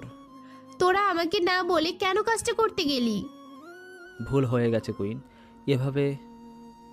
এই ভুল যেন না হয়। এখন তোরা একটা মিশনে যা, ওখান থেকে সবকিছু নিয়ে এসে গোডাউনের ভিতর এনে রাখবি। কুইন, আপনি কোনো চিন্তা করবেন না, আমি সবটা সামলে নেব। এইদিকে কুইন চলে আসে ওখান থেকে। কুইন চলে আসার পর শাকিল কিছু লোকজন নিয়ে আরেকটা জায়গায় আক্রমণ করে। ওখান থেকে সব মালামাল নিয়ে চলে আসে। এদিকে পরের দিন আকাশ সকালবেলা ইরাকে কল দেয়। কল রিসিভ করে চলে আসে আকাশের দেওয়া ঠিকানায়। আর ইরা বলে ওঠে, কেমন আছো? ভালো। তোমার হাতে কাটা দাগটা কি শুকিয়েছে? এই তো, আর অল্প কয়েকটা দিন গেলেই শুকিয়ে যাবে। তা তুমি কি এটার জন্য ডেকেছো আমাকে? ডেকেছি অন্য একটা বিষয়। বাড়িতে থেকে আমাকে বিয়ে করানোর কথা বলতেছে। এখন কি করব আমি বুঝতে পারছি না। এতে বোঝার কি আছে? তা বিয়ে কার সাথে? ওটাই তো আমি জানি না, সেজন্য তোমাকে একটা কথা বলার জন্য এসেছি। কি কথা? তুমি কি আমাকে ভালোবাসো? যদি বাসো তাহলে তোমার কথা আমি পরিবারকে বলবো। যদি এমনটা না হয় তাহলে ওরা যাকে বিয়ে করতে বলবে আমি তাকেই বিয়ে করব। আমার মনে হয় আপনি আপনার বাবা মায়ের পছন্দের মেয়েকেই বিয়ে করা ঠিক হবে, কারণ আমাকে বিয়ে করে নিজের জীবনটা নষ্ট করতে যাবেন না প্লিজ। বেশ, তাহলে তাই হবে। এটা জানার জন্যই তোমাকে ডেকেছিলাম। এদিকে আকাশ কালো করে চলে যায়। কেননা আকাশ অনেক আশা নিয়ে এসেছিল ইরার কাছে, কিন্তু ইরা ফিরিয়ে দেওয়ায় সব কিছু এখন শেষ হওয়ার পথে। এদিকে ইরা মিটমিট করে হেসে হেসে চলে গেল। পাঠক পাঠিকাগণ, ইরার এই মিটমিট করে হাসার কারণ আপনারা খুব তাড়াতাড়ি জানতে পারবেন। তার জন্য গল্পটা ধৈর্য ধরে শোনেন, তাহলে অবশ্যই জানতে পারবেন। এইদিকে আকাশ বাড়িতে এসে ওর বাবা মাকে জানায় আর বলে, মা, আমি রাজি। তোমরা যার সাথে বিয়ে ঠিক করবে তাকে আমি বিয়ে করব। তবে তার জন্য 1 মাসের বেশি সময় লাগবে। আমাকে একটা জায়গায় যেতে হবে। ঠিক আছে, তুই যেখানে যেতে ইচ্ছে হয় যাবি, আমি তোকে বাধা দিব না, কিন্তু ওখান থেকে আসলেই কিন্তু তোকে বিয়ে করতে হবে। হ্যাঁ আম্মু, তাই হবে। আকাশ উপরে যায়। এইদিকে আকাশের বাবা মা বিয়ের কথা পাকা করে ফেলে। আকাশের কথা মতো ওনারা বিয়ের ডেট অনেক পিছনে নিয়ে যায়। এতে মেয়ে পক্ষের কোনো অসুবিধা হবে না বলে জানিয়েছে, তাই আকাশের বাবা মাও অনেকটা নিশ্চিন্ত। এদিকে দিন যতই যাচ্ছে কিং আর কুইনের মধ্যে শত্রুতা বেড়েই চলেছে। কেননা কিং আর কুইনের অবর্তমানে রাশেদ ও শাকিল, ওরা দুজনেই দুই দলের লোকের ক্ষতি করতে থাকে। এতে করে কিং ও কুইন যখন খোঁজ নিতে যায় তখন এইগুলো ওনারা শুনতে পায়। এতে ওরা দুজনেই আরও হিংস্র হয়ে ওঠে আর বলে ওঠে, ওই কুইনের তো দিন দিন সাহস বেড়েই চলেছে, ওকে তো এবার মরতেই হবে। এইদিকে কুইনেরও ঠিক একই কথা, কিংকে মারবে তা নিয়ে কথাবার্তা চলতেছে। কি করে ওরা একজন আরেকজনের ক্ষতি করবে তা নিয়ে রাত ভরে প্ল্যান করতে থাকে। ওরা সব কিছু প্ল্যান করে ফেলে। রাতের আধারে কিং চলে যায় কুইনের আস্তানায় এবং কুইন চলে আসে কিংয়ের আস্তানায়। ওরা দুজন দুজনের আস্তানায় হামলা করে সব কিছু ধ্বংস করে দেয়। এতে করে ওরা দুজনেই এখন আস্তানা শূন্য। এক কথায় ওদের মেন আস্তানাগুলো ওদের দুজনের জন্যই ধ্বংস হয়ে যায়। কেননা একজনের আরেকজনের উপর এতটাই হিংস্র হয়ে উঠেছে তা বলার বাহিরে। অন্যদিকে সকালবেলা আকাশ ঘুম থেকে উঠলেই ঈশা ওর কাছে আসে আর বলে ওঠে, ভাইয়া, তোর সাথে আমার কিছু কথা আছে। কি কথা বল, তাড়াতাড়ি বল, আমাকে আবার বের হতে হবে। ভাইয়া, আমি বিয়ের সব কিছু রেডি করে এসেছি। তোদের দুজনের বিয়ে ঠিক 1 মাস পরেই হবে। ঠিক আছে, তোরা যা ভালো মনে করিস। আকাশ রেডি হয়ে চলে যায় বাড়ি থেকে। এদিকে কিংয়ের লোকদের যেমন এখন আস্তানা শূন্য, ঠিক তেমনই কুইনের লোকদেরও তেমনই আস্তানা শূন্য। তাই ওরা দুজনেই নতুন করে গোপনভাবে ওদের আস্তানা তৈরি করতে থাকে। কিং এখন রাতের সাথে সাথে দিনেও কাজ করতে থাকে লোকজন দিয়ে, যাতে করে তাড়াতাড়ি আস্তানা তৈরি হয়ে যায়। অন্যদিকে কুইনও তাড়াতাড়ি সব কিছু তৈরি করতে থাকে। 20 দিন পর ওদের আস্তানা প্রায় তৈরি হয়ে গিয়েছে।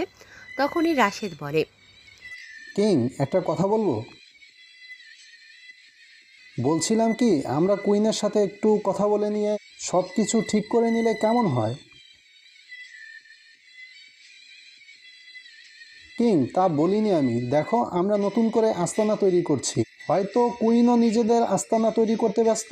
আবার কিছু হলেই আমরা ওদের আস্তানা ধ্বংস করব, আবার ওরা আমাদেরটা। এতে তো আমাদের সাথে করে ওনাদেরও ক্ষতি। তাই এটা নিয়ে একটু কথা বলে নিলে তেমন কিছু হবে না। কয়েকদিন ধরে অপেক্ষা কর, দেখ আগে পরিস্থিতি কি হয়। ততদিন পর্যন্ত না হয় আমরা একটু চুপ করে থাকি। তাছাড়া এখন কাজ শেষ হতে 4-5 দিন সময় লাগবে, আগে এই দিকটা শেষ হোক। তাহলে তাই হবে। কিং চলে যায়। অন্যদিকে কুইন সাথে থাকা শাকিলও কুইনকে ঠিক একই রকম পরামর্শ দিতে থাকে। কুইনও সব কিছু ঠিক করে চলে আসে ওখান থেকে। এদিকে আকাশের বিয়ের তারিখ আস্তে আস্তে এগোতে থাকে। কেননা আকাশের দেওয়া শর্ত অনুযায়ী 1 মাস হতে 10 দিন বাকি আছে। এদিকে আকাশ আছে অনেক টেনশনে। না পারছে ইরাকে ভুলে থাকতে, না পারছে বিয়েতে রাজি হতে, কিন্তু এখন তো কিছুই করার নেই। কারণ আকাশ এখন ইচ্ছে করলেও কিছু করতে পারবে না। কারণ 1 মাস সময় নিয়ে যদি এখন মানা করে দেয় তাহলে ওর পরিবার অনেক ছোট হয়ে যাবে। এদিকে আকাশ একটিবারের জন্য কারোর সাথে বিয়ে ঠিক হয়েছে তার নাম তো দূরের কথা, ছবি পর্যন্ত দেখেনি। কারণ আকাশ ভেবেছিল ইরা ওকে ভালোবাসে, তাই ওকে বিয়ে করতে চায়। কিন্তু তা না হওয়ায় আকাশের অনেক মন খারাপ হয়। তা বাড়িতে সবাই খেয়াল করে। এইদিকে 5 দিন চলে যায়। আকাশ বাড়ি অফিস সামলাতে থাকে। সব কিছু ঠিকই চলছে, কিন্তু হঠাৎ করে আকাশ বাড়ি থেকে চলে যাওয়ার পর ইরা আকাশদের বাড়ি আসে। ইরাকে বাড়িতে দেখে ওরা অনেক খুশি হয়। ইরাপু, তুমি এই সময়ে? কেন আসতে পারি না বুঝি? আরে আমি তো বলিনি তুমি এতদিন আসোনি, কিন্তু হঠাৎ করে আজকে এসেছো, তাই একটু আশ্চর্য হলাম আর কি। বারে আসবো না? কি বলতেছো?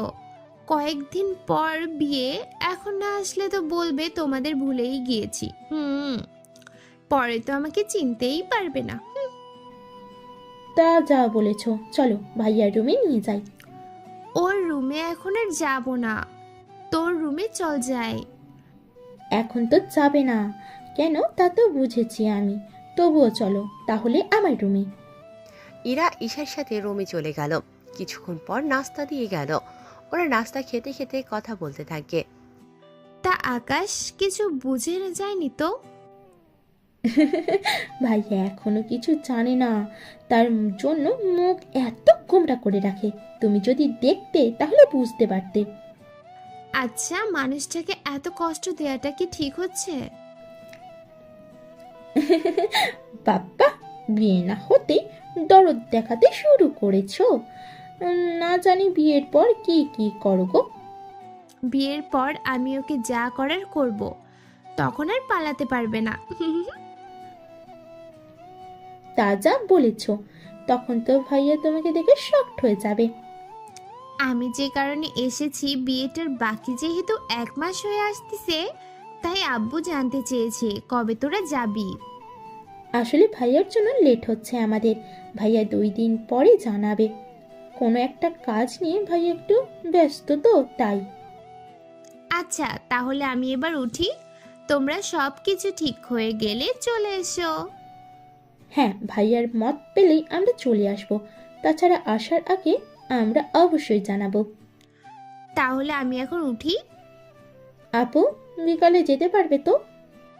না ঈশা, আমারও অনেক কাজ পড়ে আছে, সেগুলো শেষ করে তারপর। আচ্ছা, বিয়ের আগে আবার আসবে কিন্তু। ঠিক আছে, অবশ্যই আসবো। তাহলে এখন আমি যাই। তাহলে যাও। ইরা চলে যায়। এদিকে ঈশাও বাকি কাজগুলো করতে থাকে, কেননা কয়েকদিন পর ওদের বিয়ে, সেজন্য অনেক কাজ পড়ে আছে। এইদিকে ইরাও ওর কিছু কাজ পড়ে আছে, এইগুলো শেষ করবে। এভাবে দেখতে দেখতে 5 দিন কেটে গেল। আকাশ এখন মোটামুটি বাড়িতে এসে জানায় বিয়ের দিন তারিখ ঠিক করার জন্য। আকাশের মুখে এই কথা শুনে সবাই অনেক খুশি হয়। সেজন্য পরিবারের সবাই চলে যায় ইরাদের বাড়িতে, শুধু আকাশ বাড়িতে থেকে যায়। ওখানে গিয়ে ওনারা ইরার বাবা মায়ের সাথে কথা বলে বিয়ের দিন ঠিক করে ফেলে। বিয়ে 5 দিন পর ওনারা ঠিক করে, কেননা এমনিতেই অনেক সময় পার হয়ে গিয়েছে, তাই ওনারা এর চেয়ে বেশি সময় নিতে চাইছে না। তাই ওদের বিয়েটা ইরা তাড়াতাড়ি ঠিক করে বাড়িতে চলে আসে। বাড়িতে এসে আকাশকে বিয়ের কথা জানায়। পরিবারের সবাইকে খুশি দেখে আকাশ নিজেও খুশি, কিন্তু ভিতরে ভিতরে আকাশ এখনও ইরাকে ভালোবাসে। এইদিকে বাড়িটা খুব সুন্দর করে সাজানো হচ্ছে, সাথে বাড়ির সবাই শপিংয়ে যাচ্ছে, সাথে আকাশকেও নিয়ে যাচ্ছে। ভাইয়া, একটা কথা বলবো, তুই কি এই বিয়েতে খুশি নাও কি? তোদের খুশিতেই আমি খুশি, তাই আমার কিছু বলার নেই। থাক ভাইয়া, দুঃখ করিস না, শপিং মল এসে গিয়েছি, আমি তোর সাথে ঢুকবো একসাথে। তুই ভিতরে যা, আমি গাড়িটা পার্ক করে আসতেছি। না ভাইয়া, ওই দিন এখানে এসেছিলাম, শপিং মলের বাহিরে কিছু বাজে ছেলে আছে, ওরা আমাকে অনেক বাজে বাজে কথা বলেছিল। কোন ছেলেগুলো আমাকে দেখিয়ে দিবি? ঠিক আছে ভাইয়া, দেখিয়ে দিব। আকাশ গাড়ি পার্কিং করে আসে। ওখানে গিয়ে গাড়িটা রেখে ঈশাকে সাথে করে নিয়ে আসে। ঈশা, তুই ভিতরে যা, আমি দেখতেছি কোন ছেলে তোকে বাজে কথা বলে। ঈশা ভিতরে চলে যাচ্ছে, তখন কিছু ছেলে ঈশাকে অনেক কথা শুনিয়ে দিল। আকাশ ইশারায় ঈশাকে ভিতরে যেতে বলে। ঈশাও তাই করলো। ঈশা ভেতরে যাওয়ার পর আকাশ ছেলেগুলোর কাছে গিয়ে ওদের ইচ্ছে মতো মারতে থাকে। ওরা আকাশের হাতে অনেক মার খেতে থাকে। ওদের মারতে দেখে ওখানে থাকা অনেকে হাতে তালি দিয়ে আকাশকে উৎসাহ দেয়, কেননা এই ছেলেগুলোর জন্য এখানে কেউ ঠিকমতো শান্তিতে ভেতরে ঢুকতে পারে না। আকাশ ওদের ইচ্ছে মতো মেরে ভেতরে চলে যায়। তখন ঈশা বলে ওঠে, ভাইয়া এত দেরি হলো যে আসতে? ওদের একটু বোঝাতে সময় লেগে গেল। ভাইয়া এখন বল ভাবির জন্য কোন শাড়িটা পছন্দ করব। ঈশা, তোর পছন্দ মতো একটা নিয়ে নে, তাহলেই তো হয়। তোর কি মাথা ঠিক আছে? বউ তোর আর শাড়ি পছন্দ করবো আমি? আমার আমার কি আর কোনো কাজ নেই নাকি? আরে রাগ কেন করছিস বোন আমার? এই তো পছন্দ করে দিচ্ছি, তবুও এমন মুখ গোমরা করে থাকিস না। আকাশ ওখান থেকে কয়েকটা শাড়ি দেখতে থাকলো। শাড়িগুলো দেখে আকাশের ইরার কথা মনে পড়ে গেল। তাই আকাশ ইরার কথা ভাবতে ভাবতে একটা শাড়ি ঠিক করে ঈশার হাতে দিল। ঈশা শাড়িটা দোকানদারকে প্যাক করতে দিয়ে দিল। দোকানদার সবগুলো জিনিসপত্র প্যাক করে নিল। তারপর গেল গহনা কিনতে। ওখানে আকাশ পছন্দ করে গহনা কিনে সবগুলো গহনা নিয়ে আসার সময় আকাশ ঈশাকে বলে, ঈশা, তুইও নিজের জন্য একটা দেখ। না ভাইয়া, এমনিতে আমার অনেকগুলো গয়না আছে, আমি কিনবো না। আচ্ছা, সব কিছু কি নেওয়া হয়েছে নাকি আরো কিছু বাকি আছে? যা বাকি ছিল ওইগুলো আমরা তোর আগের দিনই কিনে নিলাম। এখন আজকে বাকিটা কিনলাম। তাই এখন চল বাসায় যাই। কাল তোর গায়ে হলুদ, তাই তোকে বাসায় যেতে হবে তাড়াতাড়ি। এইগুলো নিয়ে ওরা বাড়িতে চলে আসে। বাড়িতে এসে দুই পক্ষই ওদের সব রকম কেনাকাটা করা শেষ করে। গায়ে হলুদ শেষ করে বিয়ের দিন চলে আসে। বিয়ে বাড়িতে ঈশা আকাশকে নিয়ে যেতে থাকে। তার সাথে বাড়ির এবং আত্মীয় তো আছেই। ওই দিনের মতো ওদের বিয়েটা হয়ে যায়। কিন্তু আকাশ এখনও মেয়ের নামটাই জানে না, কেননা আকাশ রেজিস্টারে আগে সই করেছিল, যার জন্য আকাশ কনের নামটা জানতে পারেনি। ওই দিনের মতো ওদের বিয়ে হয়ে গেলে ইরাকে নিয়ে ওরা বাড়িতে চলে আসে। যদিও ইরা আসার সময় একটু কান্নাকাটি করেনি, কেননা কান্না করেও বা কি হবে, বিয়েটা যে তার পছন্দের মানুষটার সাথেই হচ্ছে। ইরাকে বাড়িতে নিয়ে আসার পর আকাশের রুমে নিয়ে বসিয়ে রাখা হলো। রাত 1টা। আকাশ রুমে ঢুকে দরজা বন্ধ করে দিয়ে খাটের পাশে যেতেই ইরা বিছানা থেকে নেমে আকাশের পা ছুঁয়ে সালাম করে। সালাম করতে হবে না আপনাকে, আপনি উঠে বসুন। দেখুন, আমি আপনার বিবাহিত স্ত্রী, তাই আমাকে তুমি করে বলতে পারেন। দেখুন, আমি অন্য কাউকে ভালোবাসি, তাই আপনাকে মেনে নিতে আমার কিছুদিন সময় লাগবে। আমি জানি আপনি অন্য কাউকে ভালোবাসেন, তাই কোনো ব্যাপার না। যেদিন আমাকে মেনে নিতে পারবেন সেদিন আমার পাশে ঘুমাতে পারবেন। তাই এখন আপনি নিচে মেঝেতে গিয়ে ঘুমান, নয়তো বারান্দায় থাকা সোফাতে। আপনি কি করে জানেন আমি অন্য কাউকে ভালোবাসি? আর আমার রুমের ভিতর যে বারান্দা আছে তা কি করে জানলেন? দেখুন, আমি তো এতক্ষণ এই রুমেই ছিলাম, তাই আমি একটু হেঁটে হেঁটে দেখছিলাম। তখন ওই দিকটায় গিয়ে দেখি বারান্দা, তাই জানতে পারলাম। ও বুঝলাম, তাহলে আমি বারান্দায় যাই, ঠিক আছে? যান তাহলে। আকাশ ইরার কথা মতো বারান্দায় চলে যায়। এদিকে ইরা তো হাসতে হাসতে শেষ, কেননা আকাশ যে এত বোকা তা ইরার জানা ছিল না। এদিকে আকাশ চেঞ্জ করে বারান্দায় থাকা সোফায় শুয়ে পড়ে। আকাশ ঘুমিয়ে পড়লে ইরাও চেঞ্জ করে বারান্দায় চলে যায়। ওখানে আকাশকে জড়িয়ে ধরে শুয়ে পড়ে। আকাশও ইরাকে কুলবালিশ মনে করে জড়িয়ে ধরে ঘুমিয়ে পড়ে। ইরা শত মজা করুক না কেন, আকাশকে তো ও ভালোবাসে, তার উপর নিজের স্বামী, তাই ওকে কষ্ট তো আর দিতে পারে না। তাছাড়া এই রাতটা প্রতিটা মেয়ের কাছেই গুরুত্বপূর্ণ, তাই ইরাও আকাশের সাথে ঘুমিয়ে চাঁদ দেখার পাশাপাশি স্ত্রীর অধিকারও পালন করছে। পরের দিন সকাল সকাল ঘুম থেকে উঠে দেখে ইরা বারান্দায় আকাশের সামনে বসে আছে। আকাশ প্রথমে এটাকে স্বপ্ন ভেবেছিল, তাই আবারও ঘুমিয়ে পড়ে। চোখ মেলে তাকায়, তখনই ইরাকে দেখতে পায়, তাই সোফা থেকে লাফ দিয়ে উঠে বলে, এই কি ইরা, তুমি এখানে কেন? বারে আমাকে ভালোবেসে অন্য আরেকটা মেয়েকে বিয়ে করলে সারা রাত রোমাঞ্চ করে তার সাথে, এখন বলছো আমাকে চিনো না? বিশ্বাস করো ইরা, তুমি আমার ভালোবাসা ফিরিয়ে দেওয়ার পর আমি বাড়িতে এসে জানাই যে বাড়ির সবার পছন্দের মেয়েকেই বিয়ে করব। তাছাড়া রোম্যান্স কি বলছো তুমি?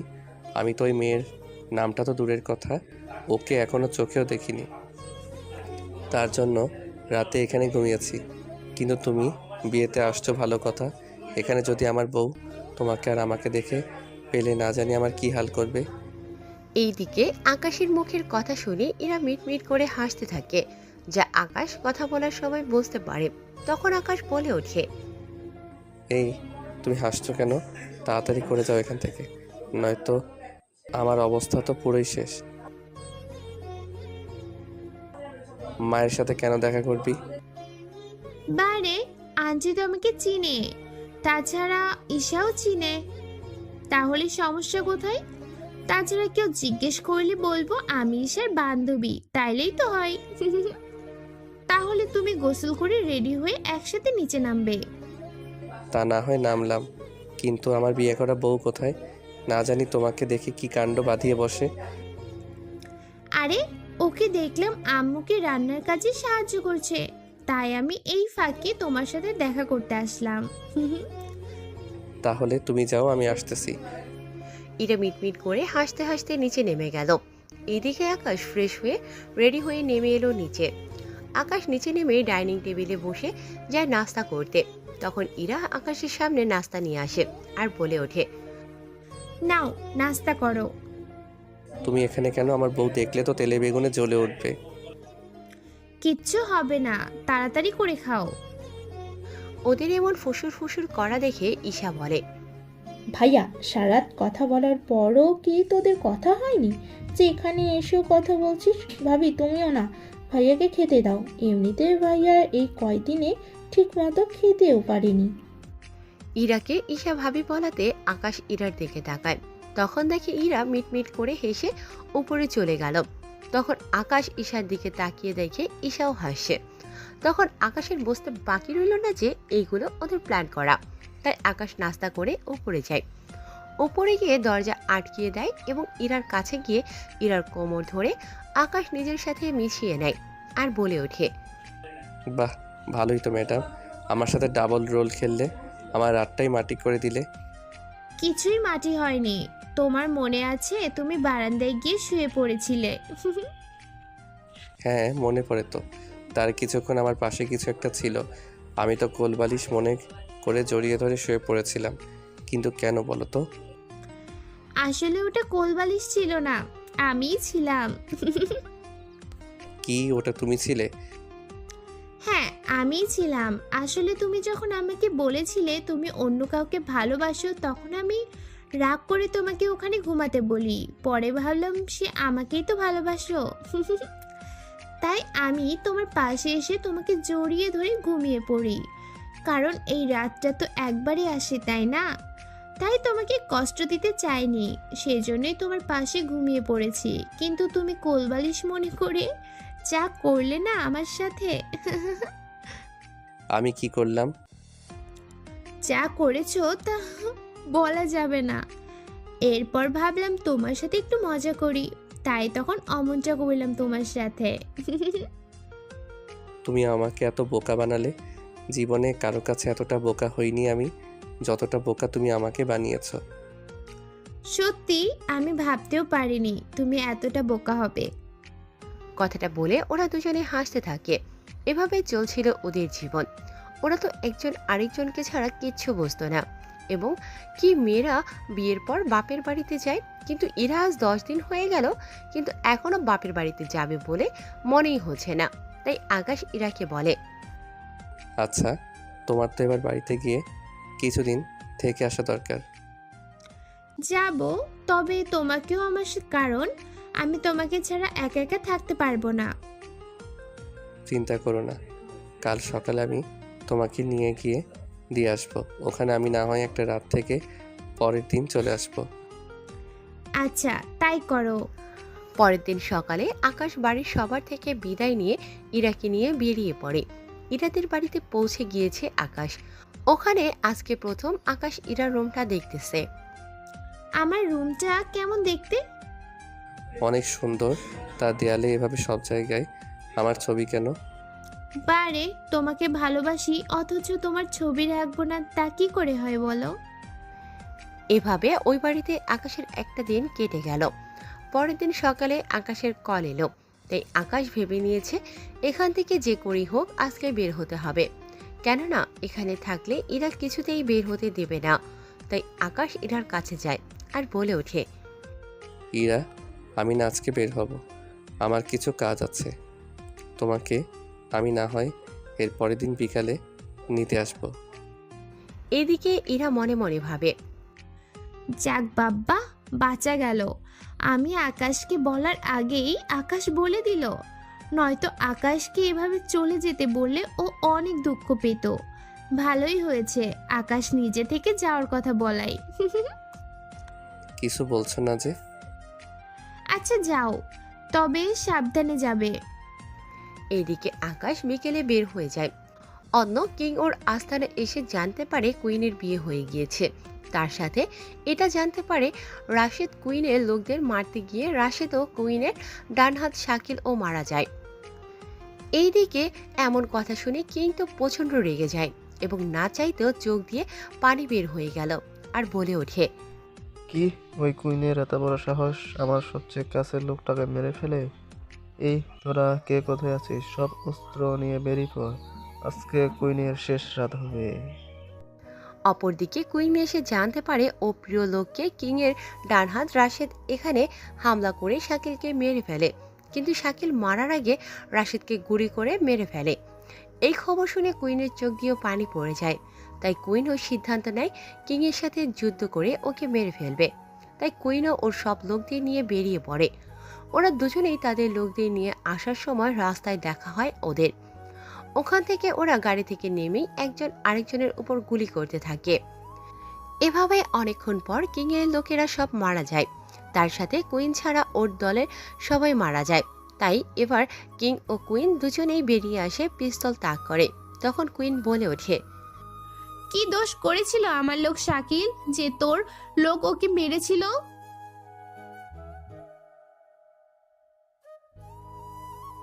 তাও হতে পারে, আমারও বিয়ে হয়েছিল বলে কিছু জানতে পারিনি, কিন্তু এখন তুই আমার হাত থেকে বাঁচতে পারবি না।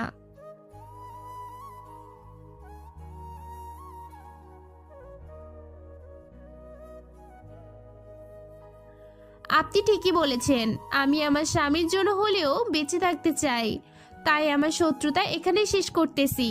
তবে যাওয়ার আগে কি আমরা একজন আরেকজনের মুখটা দেখতে পারি কি? ওরা নিজের মুখটা দেখে একে অপরের কাছে এসে জড়িয়ে ধরল, কেননা কিং হচ্ছে আকাশ আর কুইন হচ্ছে ইরা। আর একটু হলে তো। হ্যাঁ, তাহলে তো অনেক কিছু হয়ে যেত। এ বলে দুজনেই কান্না করে দেয় এবং আকাশ ইরাকে নিয়ে ওখানে রোম্যান্স করতে থাকে।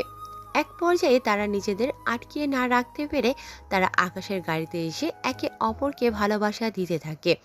আর এই ভালোবাসা করার মধ্যে দিয়ে শেষ হলো কিং আর কুইনের সব কাহিনী। গল্পটা কেমন হয়েছে অবশ্যই জানাবেন।